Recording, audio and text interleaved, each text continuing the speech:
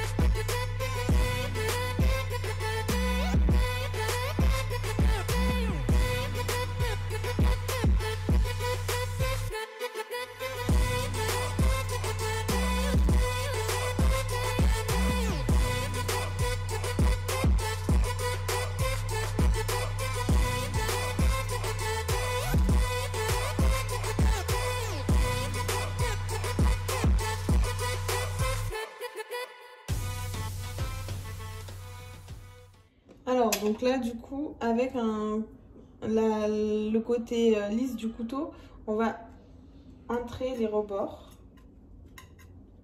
Hop.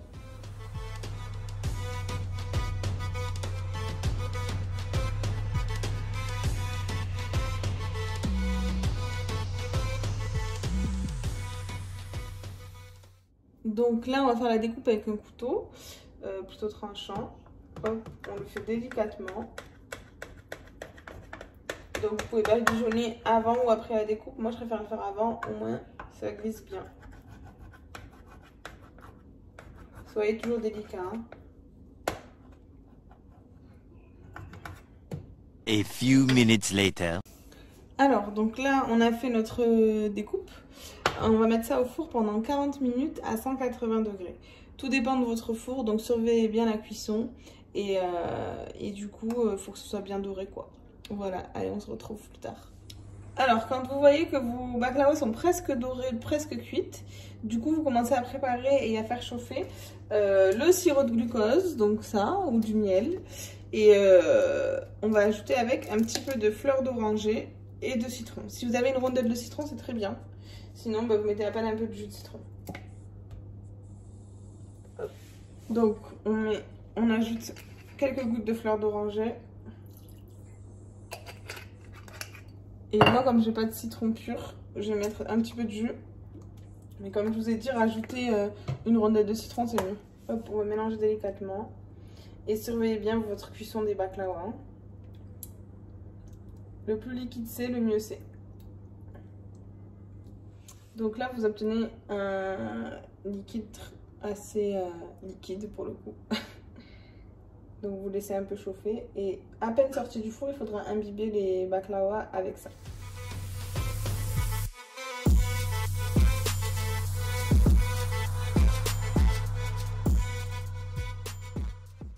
Alors du coup là on a sorti nos baklawas du four. Moi je les ai laissés, j'aurais pu les laisser encore un peu plus dorés, mais franchement comme ça je trouve que c'est parfait. Et donc là directement sorti du four, on va verser le miel.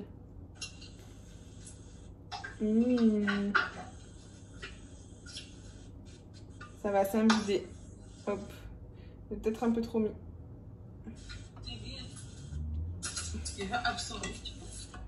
Et en fait ça va absorber directement comme ma mère vous a dit. Voilà, donc là comme vous voyez c'est en train d'absorber. Et ensuite à la fin, donc si vous ne l'avez pas déjà fait d'avance, moi j'avais gardé un petit peu de pistache en copeaux là, enfin en morceaux. Et à la fin je vais mettre par dessus, mais j'attends que ça absorbe bien. Alors du coup mes baklawas sont quasi prêtes, donc j'ai versé donc le miel par dessus. Donc vous laissez bien imbiber au moins 4 heures. Faut vraiment en mettre beaucoup pour que ça imbibe bien, pour que ça absorbe bien le miel. Ma mère m'a même conseillé de le laisser absorber pendant toute une nuit. Donc là j'ai mis sur quelques-uns où ça avait bien imbibé un petit peu de pistache. Et voilà, le tour est joué. Donc pour la fin de cette vidéo, je ne vais pas attendre les 4 heures, excusez-moi. En tout cas, j'espère que la vidéo vous a plu, que vous allez reproduire cette recette. Vous voyez qu'elle est vraiment très facile et rapide à faire. Et certainement délicieuse. J'ai hâte de goûter ce soir. En attendant, je vous fais des bisous. N'oubliez pas de vous abonner pour plus de recettes et plus de vidéos de ce genre. Et je vous dis à très vite. Bisous.